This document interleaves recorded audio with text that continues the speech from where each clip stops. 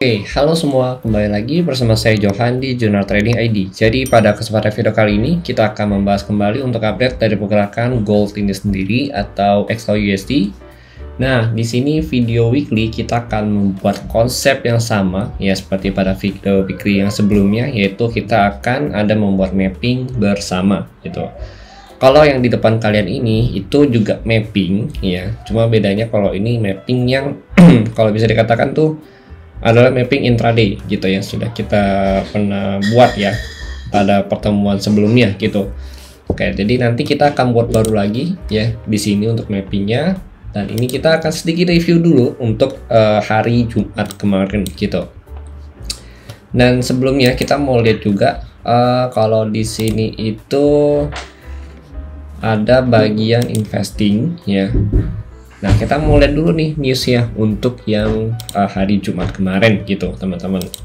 Yesterday, kalau kita lihat di sini, oke, ini untuk yang hari kemarin ya, atau minggu kemarin lebih tepatnya. Ini kalau kita lihat overall selama 1 minggu ya, kita buka dulu coretan kita. Ini untuk yang hari Rabu ya, ini bagus untuk DXY. Kemudian ini untuk yang hari Kamis ya, Thursday, ini juga overall bagus ya untuk DXY, GBP, untuk GDP ya. Ini atau gross domestic brutonya ini kalau kita perhatikan memang bagus ya di atas forecastnya si pasar itu sendiri, dan sesuai dengan pembahasan kita di video pada hari Rabu ya atau Kamis pagi gitu teman-teman. Kemudian ini ada new home sales juga bagus ya. Nah, ini untuk core PCI ya, price indexnya ini memang kurang bagus, dari 3,2 turun ke 2,9 gitu teman-teman. Lalu ada dari PCI index monthly ya, monthly itu expected ya di sini membaik ya gitu. Jadi mix ya untuk hari Jumat kemarin gitu. Cuma kenapa sih kalau kita lihat itu kan marketnya itu hampir tidak hidup ya gitu. Jadi dibilang naik juga enggak, dibilang turun juga enggak gitu teman-teman. Nah, itu karena minggu depan ya, kalau kita perhatikan minggu depan, oke. Untuk minggu depan itu yang pertama ya, kita bahas dari sisi USD dulu ya gitu ya.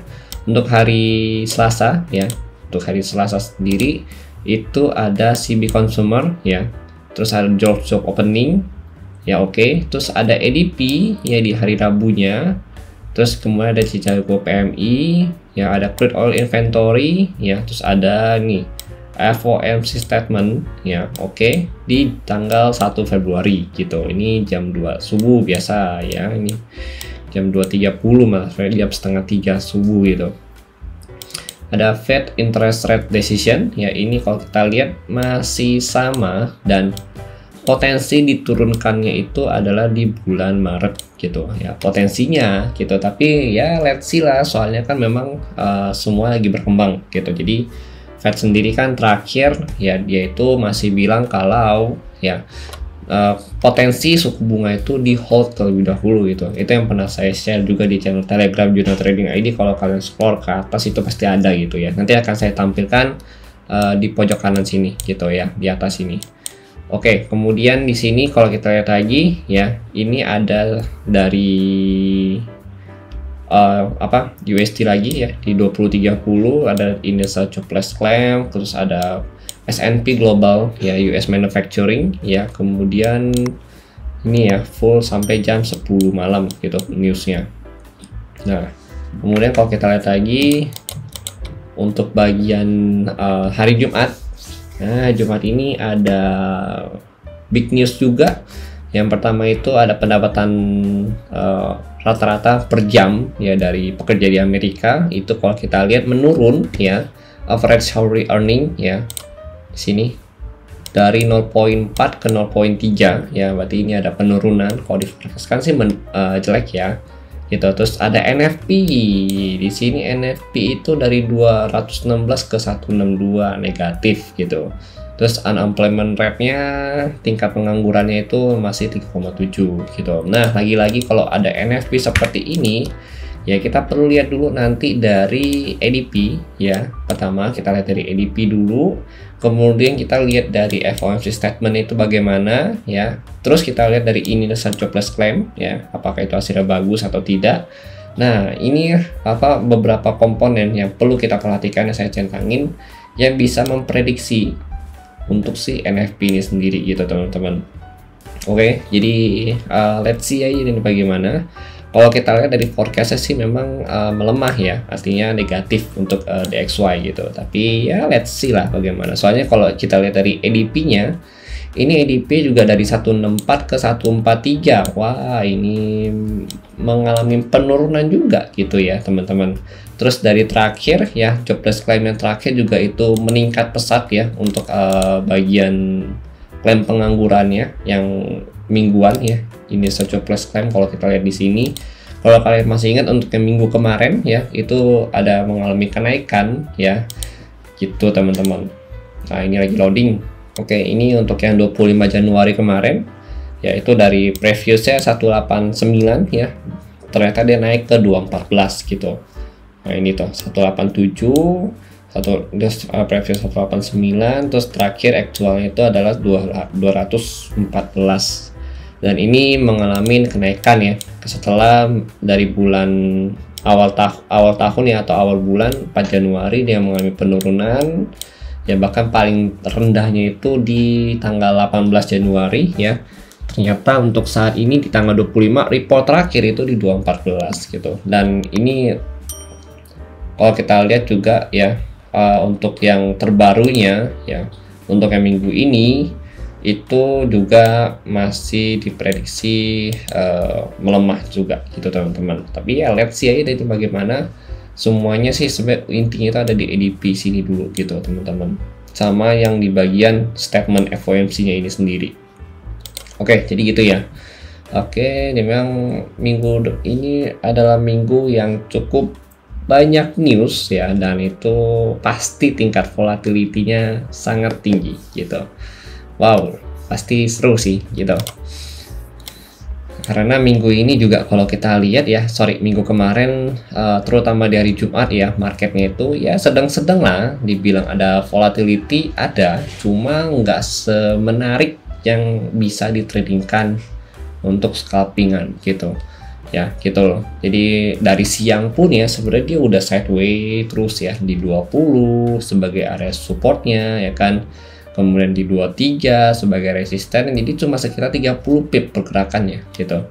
Nah ini baru ada dari 20 masuk ke 26 ya, 60 pip turun lagi ya ke 2016 gitu teman-teman.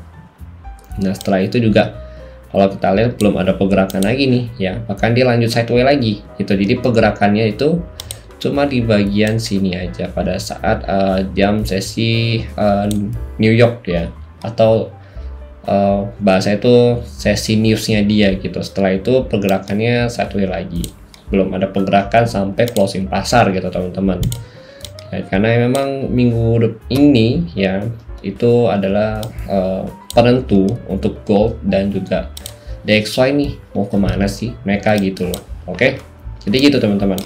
Oke, di sini kita mau analisa lagi ya, kita mau coba cek dulu ke time frame daily-nya ya. Ini kita matiin dulu volume ya. Oke, kita mau cek ke time frame daily. Kalau di daily sendiri itu secara pergerakan ya, ini masih kategorinya adalah uptrend gitu teman-teman ya. Di daily masih uptrend, jadi belum ada penurunan atau pergantian struktur harga untuk bigger trendnya gitu teman-teman. Yang pertama, tapi ini kan downtrend bang. Nah ini yang downtrend ini adalah ya bagian dari minor trend gitu teman-teman, karena struktur harga dari si daily ini sendiri ya itu kurang lebih ada di level harga. Nah ini kalau kalian kan ini ada height-nya yang terakhir ya. Nah ini yang terakhir itu ada di sini, itu kurang lebih di 1980 teman-teman ya. 1980 ini adalah area ya, ini adalah area support dari struktur harga untuk daily dari si gold ini sendiri, karena overall dia masih uptrend gitu teman-teman. Nah, ini untuk saat ini dia masih sideways nih, ya konsolidasi dengan resisten daily ya kurang lebih di level harga resistennya ya. Ini resistennya itu di saat 2030 ya untuk resistennya. Kemudian untuk supportnya untuk saat ini yang terdekat itu ada di 2006 gitu teman-teman. Ya ini kalau kita lihat nih, nah, support daily 2006 ya. Nah, kenapa di 2006 untuk area support terdekat? Oke, kita lihat sini. Ini 1 ya. Ini 2, 3, 4 ya. 5, 6, 7 ya. Kalau di sini lah kalian lihat nih. Ya. Ini areanya ini cukup crowded ya di area sini. Tuh, jadi dia kalau nggak ngebreak 2006 dia potensi naik lagi, begitu dia break 2006 maka dia lanjut ke 1980 gitu teman-teman ya. 1980 berarti dia nyentuh ekor yang ini nih gitu, nyentuh ekor yang ini kita kalau panjangin lagi. Nah ini dia. Oke, ini kita berdasarkan dengan candle history ya, history candle yang ada gitu teman-teman ya gitu. Nah dia kalau break 2006 maka targetnya di sini gitu teman-teman. Oke, nah ini ya gitu. Nah kemudian kita lanjut nih lanjut lagi. Sekarang kita udah nentuin support dari daily-nya ya. Ini support untuk daily memang kalau kita perhatikan cukup banyak ya untuk area supportnya dan cukup besar gitu. Ini kita hapusin dulu ya biar nggak berantakan. Oke, ini udah. Nah sekarang kita mau cari resisten satu lagi nih untuk daily-nya gitu. Kalau untuk resisten daily ya satu lagi, ini kan yang terdekat 2030 ya gitu. Nah untuk satu lagi itu kita cari di atasnya nih, kurang lebih di level harga sini. Oke. Nah, di 2046 gitu ya, 2046 sampai 2000 berapa ini? 66 ya, 56. Ya di sini range-nya. Untuk range area resistennya gitu. Ini kalau kita tarik ke belakang juga sebenarnya masih kena gitu. Nah, kena di sini.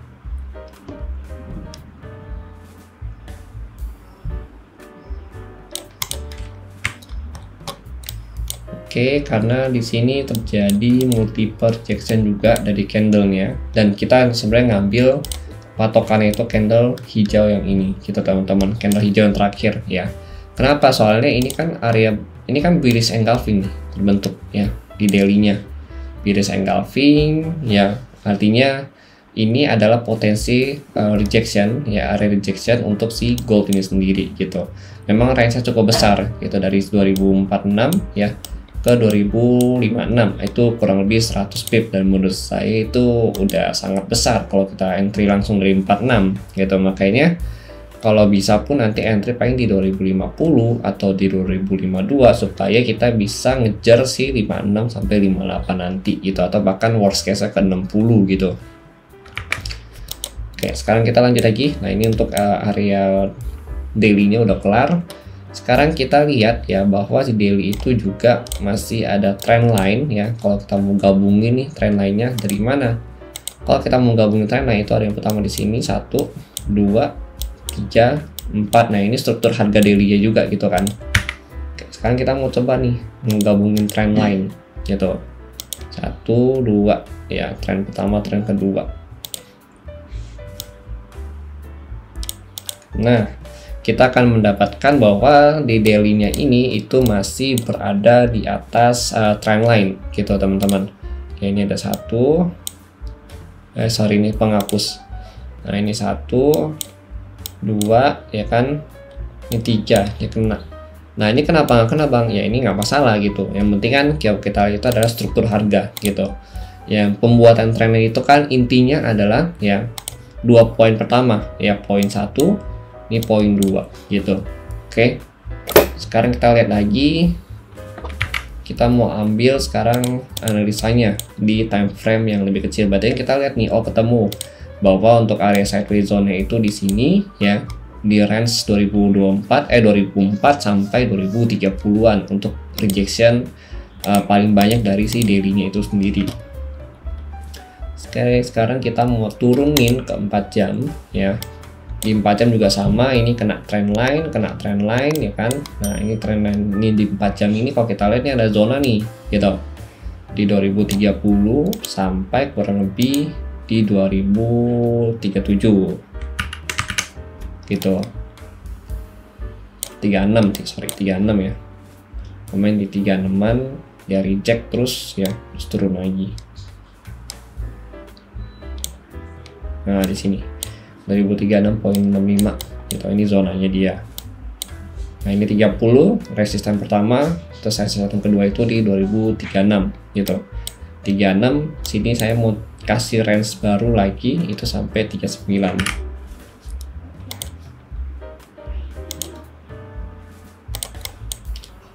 Oke, di sini. Nah, ketemu deh kita. Jadi satu zona kita ya di sini ya. Bos. Nah, ini. Kemudian yang 30 ini kita mau buat zona juga nggak? Kalau saya lihat sih kalau misalkan mau dibuat zona ya kita much better ngambil yang deket-deket dulu nih. Nah, kita ngambil yang sebelah sini sama sebelah sini nih. Ini dari 30 sampai 32 aja gitu, nggak usah jauh-jauh. Nah, ini zona high risk ya jatuhnya.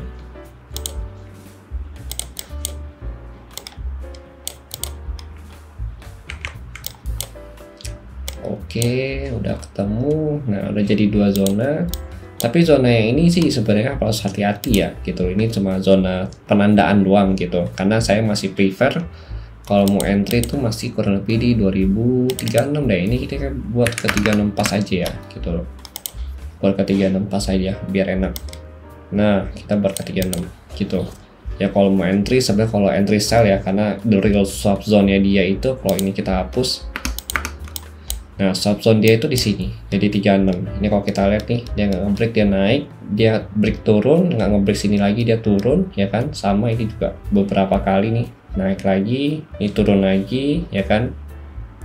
Nah, ini nih, ini turun lagi di sini, ini naik lagi. Nah, ini juga turun lagi gitu. Jadi kalau untuk real swap zone-nya dia itu ada di 2036 sampai 39 atau range 50 pip ya ke atas gitu. Kalau 2030 ini hanya psikologi level, jadi sebenarnya kita tandain juga gitu. Oke, kemudian untuk support terdekatnya dia ya. Kalau untuk area support terdekat itu ada di level harga untuk saat ini tuh di sini. 2013 ya, 2013 ini support terdekat ya dia, karena ini udah terjadi multiple rejection ya dari si gold ini sendiri gitu teman-teman. 2013 sampai kurang lebih di 2009 gitu ya. Ini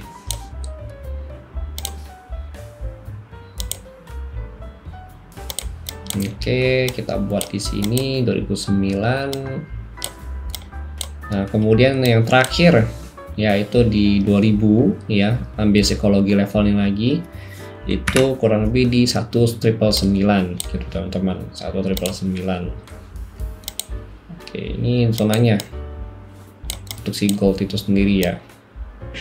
Berarti skenario nya adalah ya, oh sorry, kita ambil dulu sedikit ya di sini area resisten 1 yang paling dekat.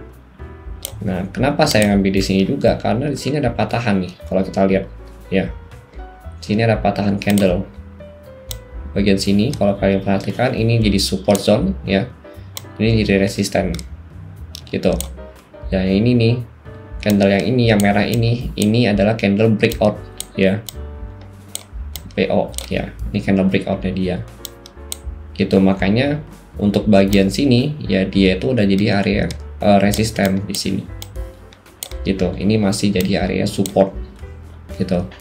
Oke, ini kita tandain nih ya, 23 sampai 30.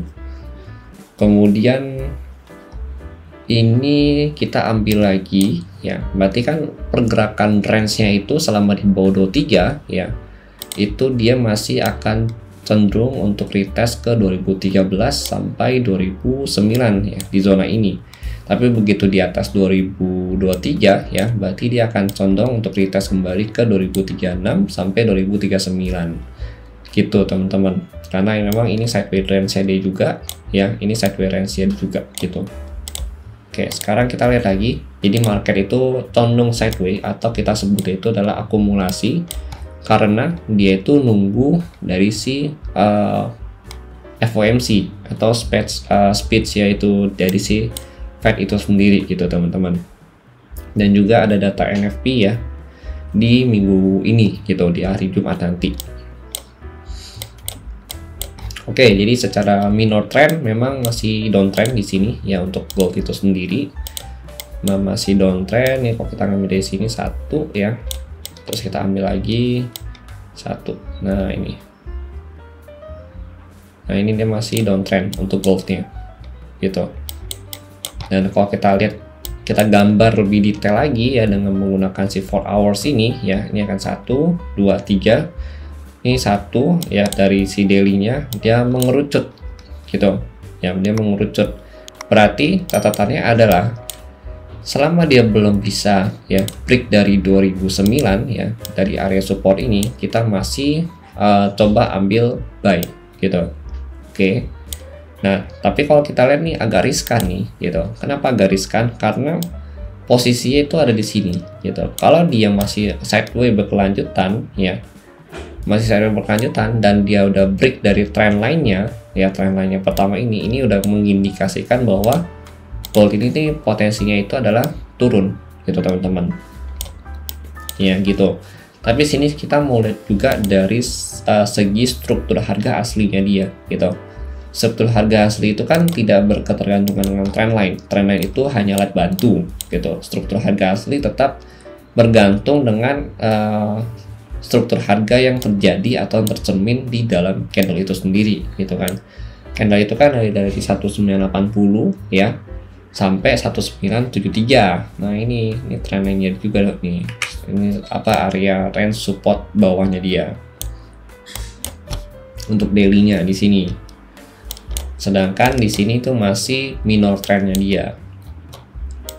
Gitu teman-teman. Jadi kalau saya pribadi ya, itu saya masih melihat bahwa kalau misalkan 2013, 2009 itu belum di breakout, saya masih akan coba untuk ambil atau fokus posisi buy terlebih dahulu.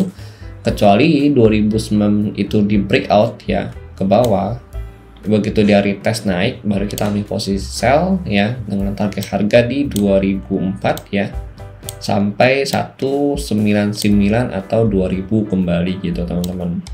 Di sini targetnya. Ya kalau breakout, tapi selama dia belum breakout, target kita masih buy di 2013-2009 ya, dengan catatan target harga di 2023 ya 0.56 dan tertingginya itu di 2036.39 gitu. Soalnya kan kalau kita lihat ya, sekarang kita ngomongin data deh.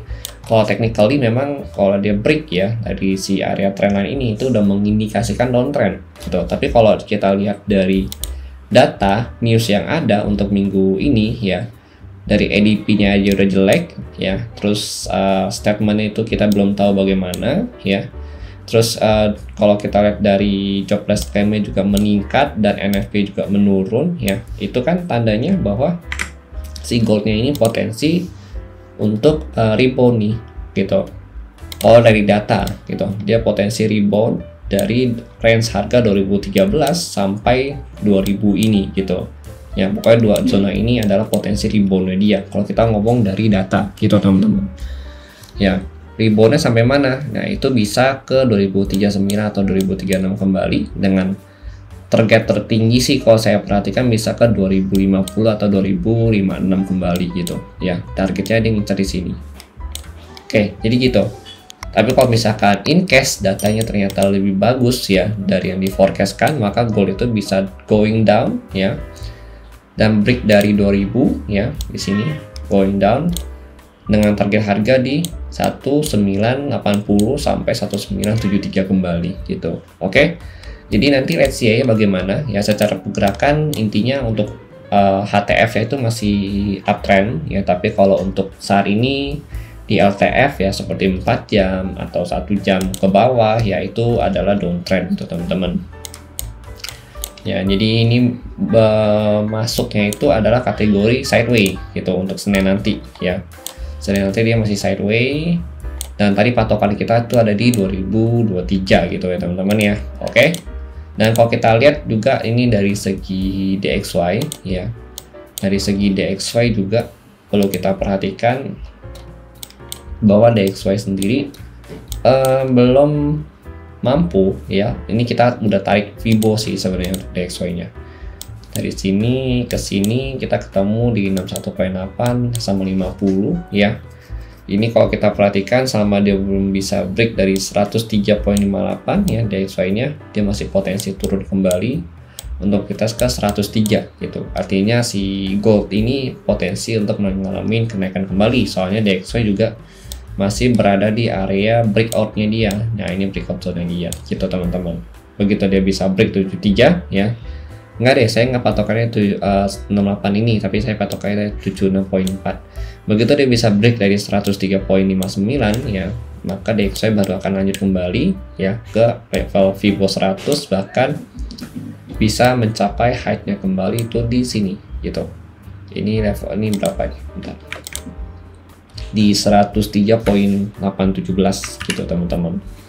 Oke, jadi itu untuk DXY dan juga gold ya. DXY overall sih kalau kita perhatikan masih sideway ya, akumulasi. Jadi memang marketnya ini masih akumulasi gitu teman-teman ya, masih dalam fase akumulasi, belum ada pergerakan yang lebih signifikan lagi, dan itu masih menanti minggu depan. Nah, ini kalau kita lihat juga di 1 jamnya ya, ini ada 1 2 3 4 5 6, dia masih membentuk channeling harga naik ya. Kalau di sini dia benar-benar sideway gitu. Kalau ini dia membentuk channeling harga naik, tapi channeling harga naiknya ini masih perlu kita konfirmasi ulang ya di hari Senin nanti pergerakannya bagaimana gitu.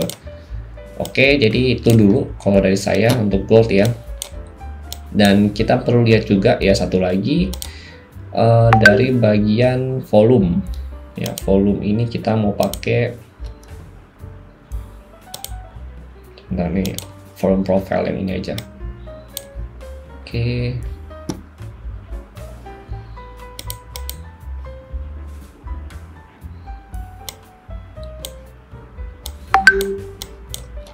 Untuk volume yang ini memang kalau kita perhatikan ya, untuk area POC-nya itu ada di 2018 gitu. Ya, POC levelnya ada di 2018. Jadi kalau kita perhatikan 2018 ini adalah area yang high volume gitu. Ya, area yang high volume. Makanya ini jadi POC levelnya dia, point of control. Ya, di bawah 2018 atau 2020 ya. 2023 ya, 2018 sampai 2023 itu potensinya adalah dia masih mengalami penurunan kembali ya, dan potensi untuk nyentuh ke 2013 lagi sampai 2009 gitu teman-teman. Oke, jadi itu kalau dari volume. Dan sampai kalau untuk volume ini ya, kalian bisa lihat di broker Pepperstone ya, atau di forex atau di Oanda gitu teman-teman. Karena kalau untuk di broker lain saya belum menemukan volume yang cukup akurat ya. Baik, kalian bisa pakai di dua broker ini ya, atau di 8cap juga bisa teman-teman.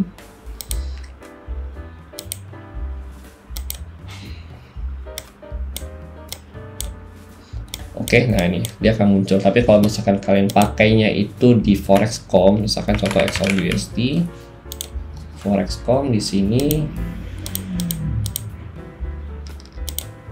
Nah, dia nggak akan mau muncul gitu. Bahkan di sini volumenya juga dia akan bilangnya no volume data gitu teman-teman. Ya, jadi hanya ada 3 broker itu ya.